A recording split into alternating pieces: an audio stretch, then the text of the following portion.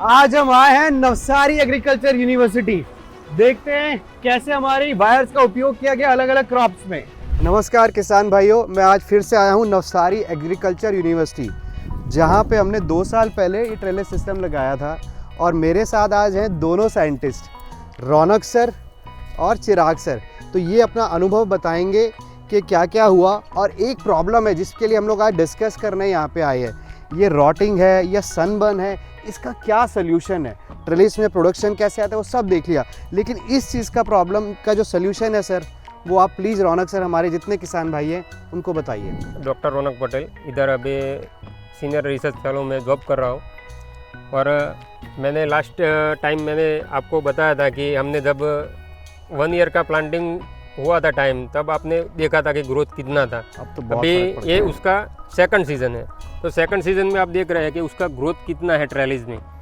तो हमारा main concept क्या रहता है फार्मर का कि अच्छा प्रोडक्शन निकले, सही है। क्योंकि प्रोडक्शन ज़्यादा निकलेगा तभी फार्मर को फ़ायदा होगा। इनकम तो हमारा मेन टारगेट रहता है कि प्रोडक्शन अच्छा निकलना चाहिए, और दूसरा है कि क्वालिटी वाला निकलना चाहिए। बिल्कुल।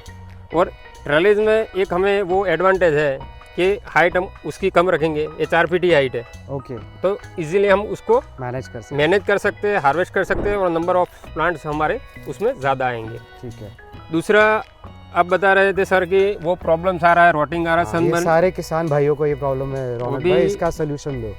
अभी क्या है कि टेम्परेचर अभी पहले से ज़्यादा दिन प्रतिदिन जो समर में बढ़ता जो जा रहा है, होता है उससे वो बढ़ता जा 40 के अब चला जाता है।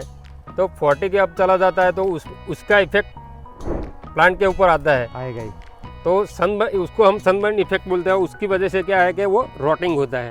ओके, तो उसको रोकने के लिए हम 2-3 उपाय हैं। वो प्लीज सारे उपाय तो बताइए। पहले ये देख सकते हैं कि ये वाइट पाउडर White, जैसा white, आपको हाँ, ये डस्टिंग दिख रहा है क्या- ऊपर, ये क्या है? तो वो है केओलिन है। केओलिन है। हाँ, केओलिन। केओलिन का स्प्रे करना पड़ेगा। केओलिन तो वो 1 लीटर पानी में हाँ, 70 ग्राम केओलिन डालना है। ओके। और आप जब भी मान लो कि जो बड़ी टैंक में आप बना रहे हैं, हाँ, 200 लीटर या 100 लीटर में, हाँ, हाँ। तो उसमें आप जब स्प्रे करते हैं तो उसको कंटिन्यू हिलाते रहना है। स्टरिंग हाँ, कंटिन्यूस चाहिए। स्टरिंग कंटिन्यू चाहिए, नहीं तो Okay. नोजल चौकअप हो जाएगी। समझ क्योंकि गया। ये मिट्टी है तो वो मिट्टी है।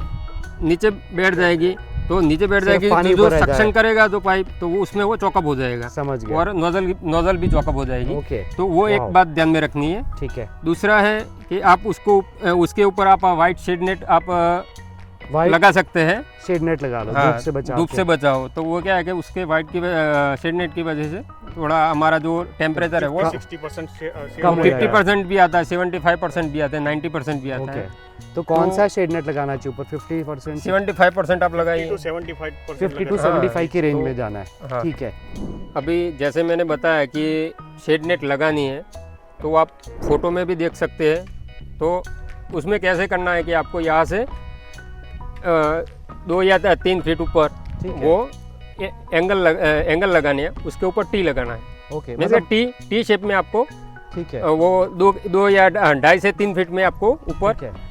टी बनाना है, T और structure उसके बना ऊपर देना है। सिर्फ इतना ही हमें कवर करना है। मतलब लाइन टू जितनी लाइन कैनोपी है ना, वो लाइन टू लाइन ही कवर करना है, पूरा पूरा कवर नहीं पूरा करना कवर नहीं करना है। ठीक है। क्योंकि हम पूरा कवर करने जाएंगे तो उसमें जब फ्लावरिंग आएगी ना, तो तब पोलिनेशन में दिक्कत होगा। पॉलिनेशन का इशू हाँ, पूरा का पोलिनेशन पूरा तो कवर फ्रूट किया। सेटिंग में प्रॉब्लम होगा। ठीक तो है। हमें एक तो ये आपने हाँ। बताया कि पूरा नहीं करना है, हाँ। लाइन टू सिर्फ कैनोपी मैनेज जितना कैनोपी, हाँ, बढ़ जाएगी, कॉस्टिंग भी बढ़ जाएगी। double हो जाएगी। एक तो ये हो गया डॉक्टर साहब। दूसरा एक और सवाल था मेरा कि अब जैसे ना जून जुलाई से अपना ये फ्लावरिंग आने वाली है, ठीक है, तो उस टाइम पे किसान को क्या चाहिए? फ्रूटिंग अच्छी चाहिए, साइज भी अच्छा चाहिए, और ज़्यादा से ज़्यादा प्रोडक्शन है। तो इस टाइम ऐसा क्या डाला जाए इसके अंदर जिससे उसको ये इफेक्ट मिले?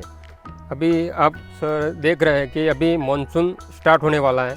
ठीक है। तो मानसून के पहले आप ऑर्गेनिक मैटर, जो उसमें आप वर्मी कंपोस्ट डाल सकते हैं, ओके, FIM डाल सकते हैं, मीन्स के गोबर का खाद डाल सकते हैं, ओके, और दूसरा है कि बायो कंपोस्ट भी आप डाल सकते हैं। और उसके साथ आपको बायो मीन्स के फर्टिगेशन आप नहीं कर रहे हैं, तो फर्टिगेशन आपको नहीं करना है, तो आप फॉस्फोरस एंड पोटाश, तो उसमें आपको पोटाश ज़्यादा डालना है, पोटाश की मात्रा पोटाश की मात्रा उसमें बढ़ानी है। और फर्टिगेशन कर रहे हैं तो आप वीकली इंटरवल आपको उसमें कंटिन्यूस आपको पोटाश, कैल्शियम, जो माइक्रो एलिमेंट्स भी, वो भी आपको फर्टिगेशन में शेड्यूल में जाना चाहिए। कि ये जो फ्लावरिंग स्टार्ट हो गई है, हाँ हाँ बिल्कुल। उसमें रौनक भाई ने बताया उस हिसाब से आपको फर्टिगेशन चालू कर देना है। ओके, मतलब एक अब तो फ्रूटिंग का fruits है। साइज अगर बढ़ाना है तो उसके हाँ। लिए क्या डालना है? बेसिक अपना एक सिंपल सवाल, साइज अगर बढ़ाना है और स्वीटनेस भी ज़्यादा है उसके लिए क्या तो डालना है? आपको 0050 है।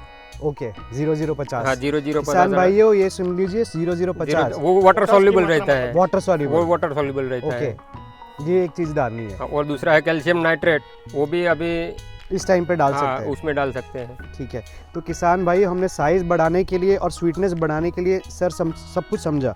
इसके सिवा अन्य और कोई भी जानकारी चाहिए तो आप हमारे चैनल को सब्सक्राइब कीजिए और हमें कांटेक्ट भी कर सकते हैं इनका नंबर भी लेने के लिए और हमसे संपर्क करने के लिए भी। बहुत बहुत धन्यवाद।